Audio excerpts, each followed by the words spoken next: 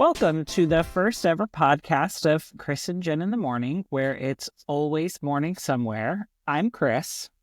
And I'm Jen. And we're excited to be here. Yeah, we are excited to be here. We say that it's always morning somewhere because we aren't always recording from the morning. Yeah. Well, not both of us are morning people. Yeah. So... Well, neither of us. I would say it's fair to say neither of us are morning people. Neither of us are morning people. Right. I have a dog that gets me out of bed early in the morning. So I think that's the difference. I am. We do have two dogs, yet I am not the one that deals with them getting somebody out of bed. You are not the someone they get out of bed. I'm not the someone they get out of bed. We want to take this first podcast to really just introduce ourselves and kind of give everyone a little insight of who we are and why we know each other, if you will, why we're here, who we are, how we know each other. And these are not like the big philosophical questions of the world. These are the actual why Chris and Jen are here. Yeah, it's going to get a little real. Yeah. Today. So we've known each other for over 10 years at this point. Over 10 years. Yeah. Over 10 years. Jen and I got to know each other because we were working for the same like holding company in two different companies. And then Jen actually started working at the same place that I was working at. And you were based in Ohio, right, at the time? I was based in Ohio at the time, and I was moving down to Texas. And I actually remember I met you, and I was like, it's so nice to meet you. And you were like, oh, we've actually already met. And I felt like a real jerk. And that's how she remembers our introduction. But you had a very different haircut by the time I met you the second time. I went through a transformation. I had a glow up, if you will. So you moved from Ohio to Texas with your family. Do you mind giving just a little bit of context of who your family is? Yeah. So I have been married 20 years now. I have a husband who I adore, and a son who is in college. And this is our little family. It's me and the boys, and we've got two dogs. Super lively house. There's always something going on here at home. We're definitely dog people. And I think we would be cat people too, but my husband is deathly allergic to cats. And I know that that's real because I didn't believe him at one point, and I actually tested it. Hey, but he's, number one, he's still alive. Number two, You've He's been here. Married 20 years, so We've been married 20 years. Yeah, you know. We figured it out, and everything's fine, but we don't have cats. So just dogs for dogs. the health of just the dogs. People in the house. And... Yeah. So my husband is Ace. That's his real given name. Everyone thinks it's a nickname. It's his actual name. I almost didn't meet him because that was his name. You almost said no to meeting someone because of their name? Well, I just was like, oh, he seems, like a real tool. But by the way, Ace is the producer of our podcast, and he's listening in, so I'm loving this. But that is, I'm so glad that we met. Plenty of stories about that I think will entertain. Oh, for sure. And then my son is Alex. He is. Our son is the apple of my eye. I've got my rose-colored glasses on all the time, my mom goggles. But he's a pretty incredible kid. And then our two dogs, Chloe is our 4-year-old Siberian Husky rescue. And then Lola is our 9-month-old. I don't know what she is. She's probably some kind of terrier foxhound mix, we think. Yeah, she's short-haired, right? She is short haired. She's white with brown spots all over her, like kind of like a Jack Russell Terrier. Yeah. But she's a little bigger than a terrier. She kind of looks like a greyhound, a foxhound, but just smaller. Um, and we adopted her as well as a puppy, and they definitely keep our lives very lively. But they're incredible dogs. We've had dogs. We always rescue, but we've had dogs for since the beginning of our marriage. So it's an important part of the family. yeah, absolutely. I'm always looking for the dog no one else is going to take home. Oh, I love that. And then we rescue them and bring them home, and we are absolutely the ones that they are rescuing. That is 1,000% the case. So what? Go ahead.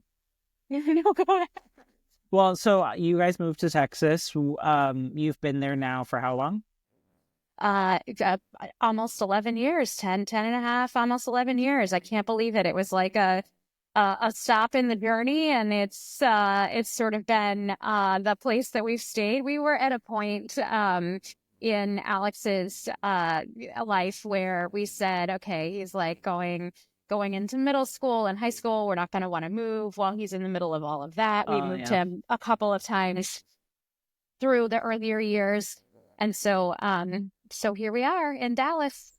So you guys moved down. Jen and I worked together and like within the same department, but in different functions. And then but before we talk about that, let's talk about you. Oh yeah. Yeah. Let's talk about me. You. Talk about you. Yeah. So I was born and raised in Texas. So that's like my born raised there. And then at the end of 2015, I actually ended up moving to New York City. And I've been here ever since, which is like I just hit my 9-year anniversary here, which just seems like really hard to believe. Yeah. And I met my husband, Frank, not too long, like while I was looking for a place to live here, I met him. And then we ended up, I would say like officially starting to date in 2017, I guess. And then we got married this April will be 2 years ago, which is, again, hard to believe. Like time just flies by and it is hard to believe. And in 2019, right before the pandemic, luckily, we ended up getting our little dog, Ollie, who is what's called a Boer Yorkie. And so it's a Boer Terrier. I'm probably pronouncing that wrong. It's a German pronunciation with a Yorkie mix. And so he doesn't look like a Yorkie. He has long hair. He has a long tail, floppy little ears. And we rescued him. And I'm so glad that we did, because I think in the pandemic, we would have just become like hermits if we didn't have him. He's the biggest tiny dog. Oh, that's what I call him all the time. Big tiny. He's like what? I mean, he must weigh, I don't know, 10 pounds maybe? 5. He weighs 5 pounds. Yeah. 5 pounds. He's tiny. And yeah, he filled the entire room. He sure does. It was so funny when I visited with him last time with y'all, you had just oh my gosh, we had just gotten Lola. Yeah. And so she was like 4 months when we adopted her. So she was probably 6 months old or something. Yeah, and she like new dog. Like I'm excited. Who is this? New dog and new human. Like that was the first time I was meeting her as well. And she, by the way, when we adopted her, she was 26 pounds. She's about 40 pounds now. Oh. I know, but she's all muscle. But in a good way. Like she's grown up. Oh yeah. You can't. Well, she was really in need of some love. She was very underweight. And you could see all of her ribs, and it's puppy, so she's been growing. But she's but this Ollie is 5 pounds, and she was somewhere between 26 and 40 pounds when you came. He terrified her. Sure did.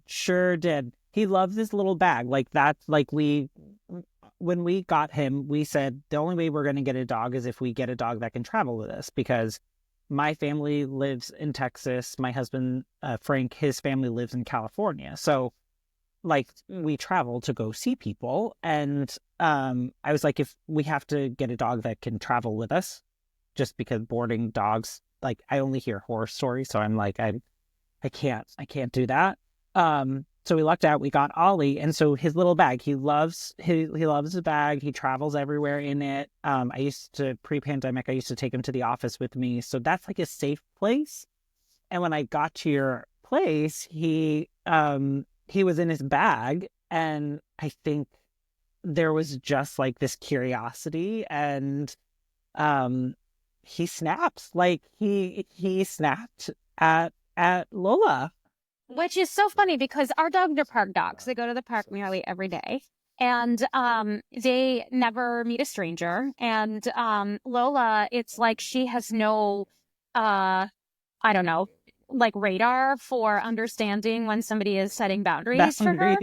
So she will go up and like every dog she wants to lick in the face and, be my friend and Give me my new like, best friend. Let's be my best friend. And she makes friends with the dogs at the park that maybe don't have the best behavior. And yet they're like the best friends, Yeah. which is actually really sweet because everybody needs a friend, even That's if you don't know how to socialize well. But she doesn't take the cues from the other dogs. So luckily her big sister watches out for her. I mean, obviously my husband does too when he takes them to the park. But her big sister Chloe watches out for her and goes and chills things out when they need to be chilled out. But Lola just doesn't take the cues from the dogs when they're like, I don't want to play with you. Yeah. And so the fact that this little 5-pound dog terrified Lola, and she not only took those cues, she went and hid under a coffee table. Yep. For the rest of the time. And at one point we couldn't find her. That's how we were like, where is she? And then you found her. Poor thing. It's like hiding. I thought it was hilarious. Oh, I was mortified because my 5-pound dog is like scaring your dog in their house. Like, I was not mortified. Somebody needs to put Lola in her place.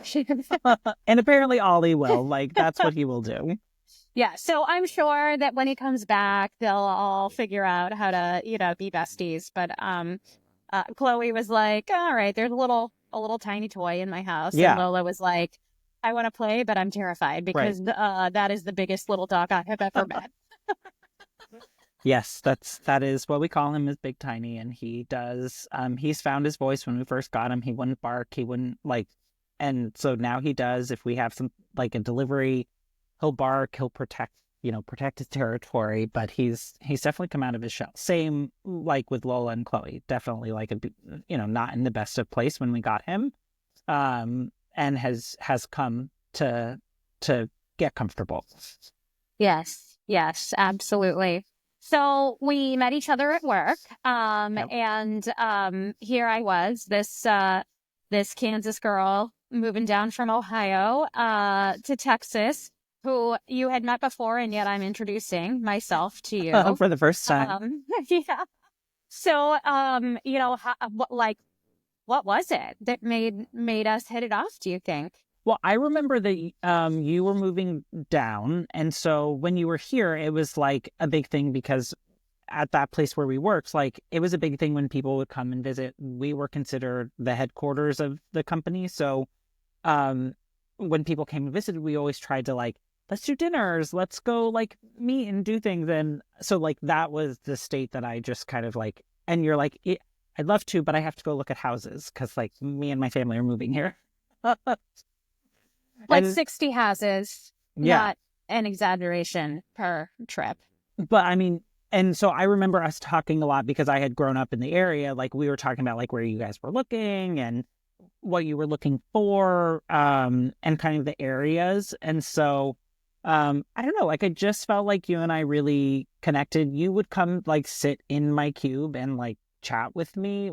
And because my cube used to be like the first one when you walked into our space, hardly anyone would come sit at my cube because nobody wanted to be at the front where everybody who walks into the space can bother you. So I'm just oblivious to everybody else, and I basically gave you no choice. You had to become my friend. No, but you have, I don't know, like you just have this effervescent personality that I don't know. I'm like I appreciate, and we work in an industry that can sometimes be like really stressful and really tough. And you were just like kind of a safe space, safe person to, and I just felt a connection with you like almost instantaneously. Instantly. Like if you know Chris is just snarky, witty. Yeah. He's got a great sense of humor.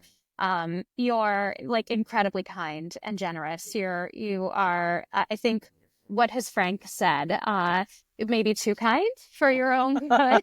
Like Chris will go out of the way to help anyone. He literally would give you the shirt off of his back if he felt like you needed it more than he did. He in fact wouldn't even think about whether he needed it or not.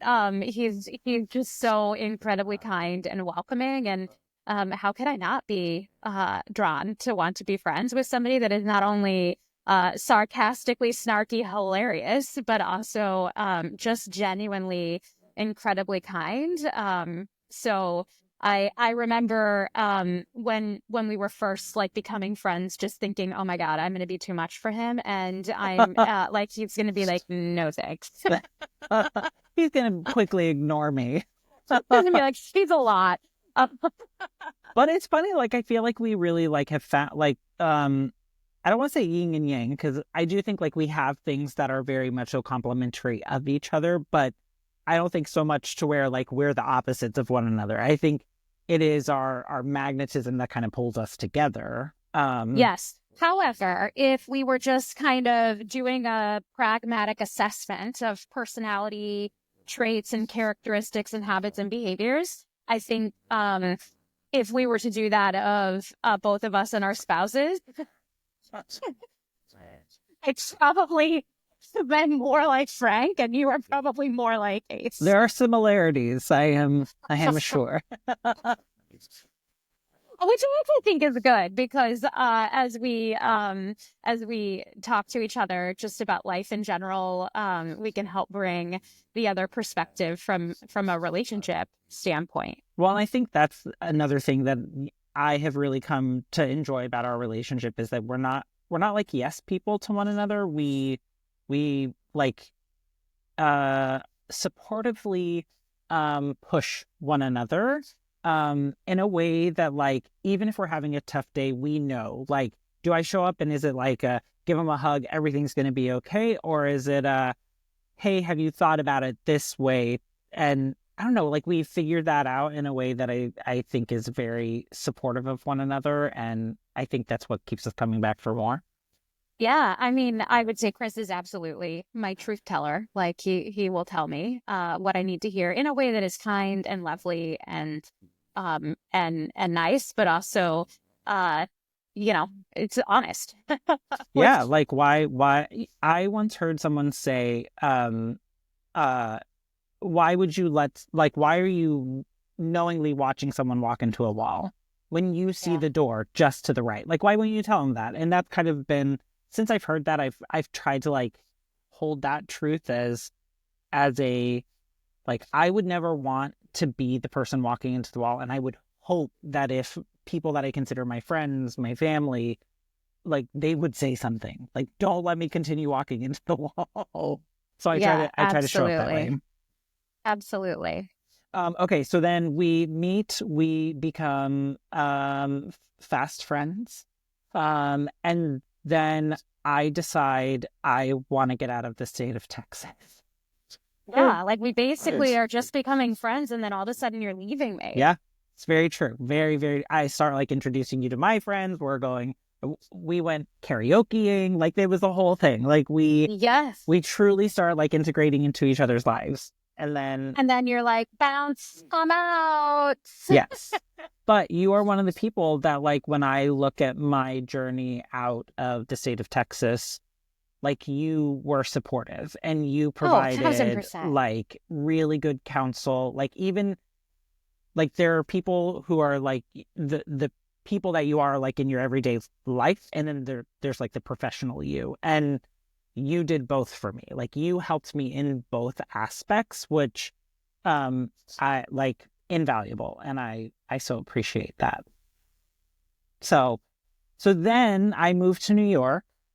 I'm here and we are still working together based on like our jobs. You take on more of a role where you sit in the center, kind of touch a little bit of everything.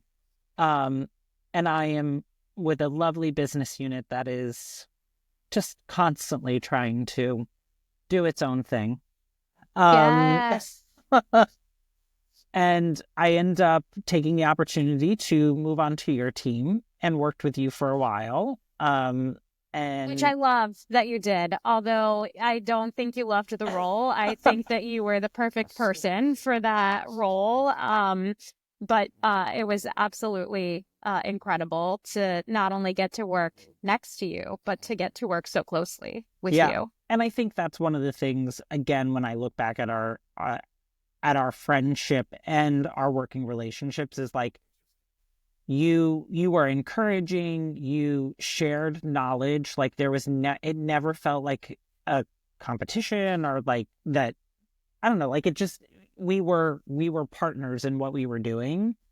And then I was not thriving. I did not feel like I was thriving. We were going through a lot of change. Yeah. I remember we were getting acquired, and I was, had been on the acquiring side a number of times, but had yet to be acquired. So that was my first go round. It wasn't my last, but it was my first. And I remember you were like, I am not in for this ride. And I, in all of my ignorance, with stars in my eyes, was like, I think you're going to regret this. You got to see how it's going to play out. Why would you leave what you don't know you're leaving yet? And I recall later going, nope, Chris was he pulled the ripcord at the right time. Chris had some insight here that had I maybe considered his perspective a little more, could have saved me a lot of a lot of stress. Of stress. Yeah, for sure. And I think I will say, like, in that time period, though, I feel like that's when we truly like connected. Like, yes, we were friendly, we were work people, but then Chris and Jen in the morning actually started because wait, I think it was before that. So we have to rewind. Before that, I had never been to New York, and you had moved to New York. And I had never been. And we were on our way to celebrate our anniversary. This must have been in 2016. And we were going to Ireland, and we stopped in New York. And our very first time in for New like York, 18 hours. Yeah, it was less than 24 hours. And you had been there, gosh, how long? Maybe not even a year. And we literally get into town, and Chris meets us. We stayed at his place. And he took us on the most comprehensive whirlwind tour of New York. I mean, we saw literally everything. I am still to this day, as many times as I've been back, so impressed by how on earth we were able to get the whole New York experience in like 18 hours. Yeah, y'all like flew in the first flight, and then like you got to the apartment, and we like shoved your stuff in, and we were like, hey, let's go. I mean, the apartment was small, didn't really but you don't come to New York City to stay in someone's apartment. You come to see the city. But yeah, we hit the ground running. It was crazy. It was insane. We did all of the things. We saw everything. I was enamored. I fell in love. New York, when what I always thought about it was just, it was going to be this really huge, daunting place. And while there are a tremendous amount of people in New York, square foot wise, like size wise, it actually feels quite close and small and, tight knit, especially being, in the DFW area, which is so spread out. But you have to get a car to get to the grocery store. Like, yeah, it probably is less intimidating than it should be to me. I probably should be a little more intimidated by the city that I am, but it just it has this life to it. And I'm a huge fan of architecture for some reason. I don't know. But just seeing all of the different like buildings and, every time I go, I see something different, and yet I feel like I get to experience so much while I I'm feel there. like when you travel, a you become passionate about everything. What's that building? What's that tree? What's that flower? Like, you so much to where like I'm like Googling. Like I don't know what that building. Or Frank feels like he knows what the building is. Right. Yes, I mean And that he's it's not always accurate. But I will say the reason I could give you that tour in like such that small amount of time is because of Frank. Like when I first moved to the city, he was the one that kind of showed me. And so like there were bits and pieces like over many weeks that he like went and took me on. But then when you were like, oh, I'm here for 18 hours, I was like, all right, how do we start at the bottom and work our way to the top? Like, and so we did yeah. all of those things in 18 hours. I mean, I really don't think I even let you guys sleep that long. Like, I really don't think I did. I mean, how could we sleep? There was so much to see. I didn't want to miss out on anything. Like Right? it was like Disney World, you know, like, Well, it's your it first was time coming, incredible. and it does, like, it's a lot of fun, like, because people know New York City for, like, the major landmarks, but then there's, like, the little things that the locals know, and so I had been here long enough to learn some of, like, the smaller locally things to mix in with the big landmark stuff, which that just makes the experience a little bit more personal, so... But if you know me, you know that I have two modes for vacation, which is actually kind of funny because I tend to not be the binary yes, no, black, white. But for some reason, when I go on vacation, I have two modes. One mode is I'm headed to the beach. I am literally going to go to the grocery store one time, fill up 2 carts full of groceries to stock And the I will fridge not see civilization unless it's yeah, on the beach. for my husband to cook. And then literally I just go sit on the beach every single day and I do nothing and I have no schedule and no calendar. And we get up with the sun and we go to bed with the sun. And, you know, it's just like, don't go out to eat. Don't, you know, talk to anybody, just at the beach, where you sit all day and then you swim and then you sit and then you swim and that's it. And you try to avoid the sun because, you know, some of us Fair turn into complexions. tomatoes real fast. Or if I'm not doing that, then I am 100% just like all in. I want to see everything. I want to do everything. I don't want to miss anything. I want to Yeah. experience absolutely everything there is to be experienced. And that was definitely the mode that I was in. Yeah, it was. I remember that trip. It was a lot of fun, and I've since taken many people on that tour based on y'all's feedback. Yeah, it was phenomenal. Okay, so then that's like more of the like personal side. But when we were working together, like on the same team, we had gotten in the practice of like I would take the subway in the morning, and then there was many block walk because our office was far from the nearest subway. And I would drive my son Alex to school in the morning. And so that's when we actually had time to talk because Chris and Jen in the morning. And that became that's where Chris it started. And Jen in the morning. Exactly. And we would talk about all the things. We would talk about work stuff. We would talk about personal stuff. What's happening in the news? What's 10, happening in the 15 world? minutes on the way to school with Alex. It would be what's going on with Alex, and then how can we impart life advice to him? Yeah. Some of which he didn't want.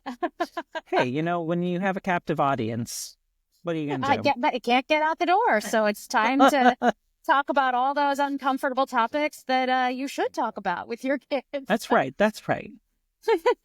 So then that's where Chris and Jen in the morning actually got started. And then as our relationship has continued, we've continued like that model. And some of the conversations we've had were like, you know, some of them are really deep and you know, purposeful, and others are just like fun and laughing. And, you know, for some reason we think like, oh, people would probably like get a good laugh out of that. So we should make a podcast. We've laughed about that for how long? Like, well, years. I mean, I don't know, 7 years. Yeah. I don't know. Seems reasonable. So then, finally, and we've been like saying in more seriousness that we should actually do this for what, I don't know, a year or 2 years, something like I would that. say for sure a year. Like I think we've gotten more serious about it over the last year. Yeah. And then a friend of mine that I met through work actually throws pottery. And he was telling me that, which I didn't know, that he threw pottery. And he was like, I haven't done it in years. And I challenged him. I said, well, why? Like, why aren't you doing it? And Yeah. so he sent me a picture of he got his studio back together and started throwing some pieces and sent me a picture of it. And I was like, okay, I guess this is my sign. I should be taking my own advice. Not If that he you've can do- podcasted before, but you No. listen to podcasts. But if he can, take action on what it is in life that's going to bring him joy, then I'm going to stop talking about the things that I should do and just start doing them. And here we so are. let's try. Why not? So all of this to say, we are treating this as we would our conversations in like back in the day in those mornings, but as like life has progressed, whenever we've had them, we're treating it as that. Like we're talking as if we are truly just on the phone together, but now we have Ace listening in and it's being recorded. And doesn't that just make you feel aggressive? I must say that has to be the most terrifying part of this for me. That being on camera is like the least comfortable situation for me. I am 1,000% not a fan of that. I went and had headshots done for work, and we had a professional photographer in, and of course it was like all of my peers were there having theirs done, and they just kept watching me getting my headshot done, and the photographer saying, all I see is fear in your eyes. He made me hold out of shot. He made me hold a rubber chicken that he called the anxiety chicken to try and get me to like relax a little so that he could get a good headshot. And I mean, it was still all you can see is fear in my eyes. So did you end up using any of those headshots? I mean, no. But I'm so glad I had a photographer there to teach me about an anxiety chicken.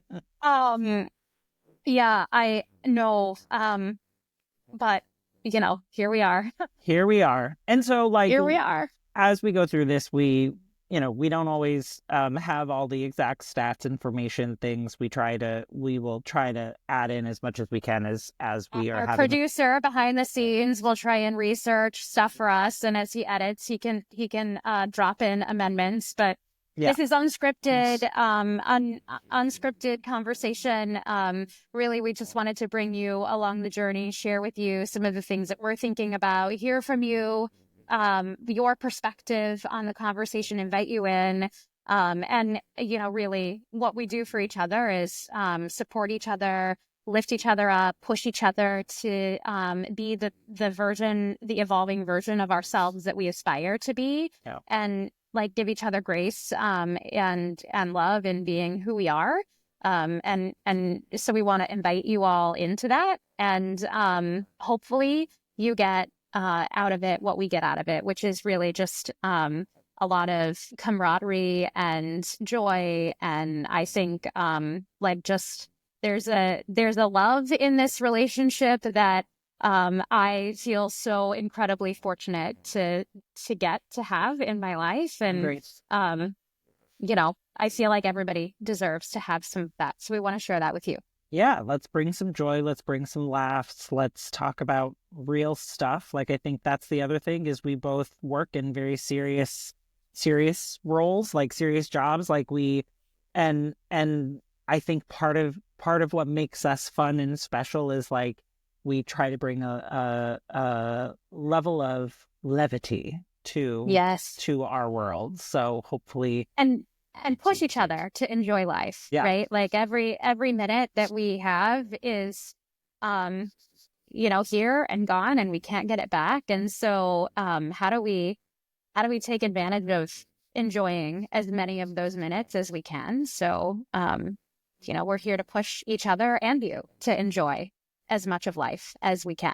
Absolutely. So we have a few things already like set up for ready for conversation. So those will be the first few things that come out. But as we hear from you, like, what do you want to hear about? What do you want us to talk about? What we're happy to like share as much as little. Like we obviously have our own boundaries as far as what we are willing and open to share, but we wanted to create a space to hopefully bring a level of joy, fun, laughs, and share who we are. Yeah, so welcome to Chris and Jen in the morning, where it's always morning somewhere. Well, all right. First one done. High five. On our next podcast, hopefully, we have fun and exciting topics lined up, because I think we have a list. We've not landed on what comes next. Awesome. We'll catch you later. Later.